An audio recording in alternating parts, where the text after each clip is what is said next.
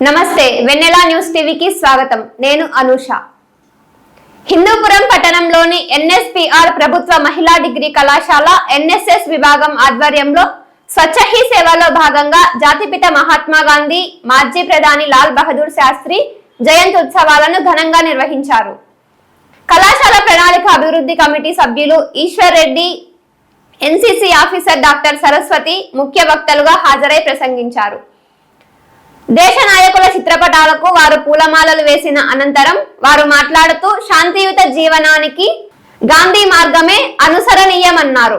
జీవితంలో ఎదురయ్యే ఏ సమస్యనైనా అహింసా మార్గంలోనే పరిష్కరించవచ్చని గాంధీ సూచించారన్నారు.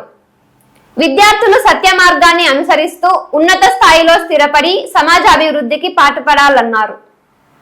మహాత్మా గాంధీ శత జయంతి ఉత్సవాలను పురస్కరించుకొని 1969లో జాతీయ సేవా పథకాన్ని ప్రారంభించారన్నారు. ప్రథమ సంవత్సరం విద్యార్థిని జన్మదినాన్ని జరుపుకున్నారు.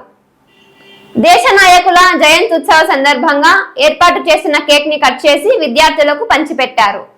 భారత ప్రభుత్వం ప్రతిష్టాత్మకంగా చేపట్టిన స్వచ్ఛ హీ సేవ 15 రోజుల పాటు దేశవ్యాప్తంగా నిర్వహించారని, ముగింపు రోజున మహాత్మా గాంధీ జయంతిని నిర్వహించి మహాత్ముని బోధనలను విద్యార్థులకు వివరించారు.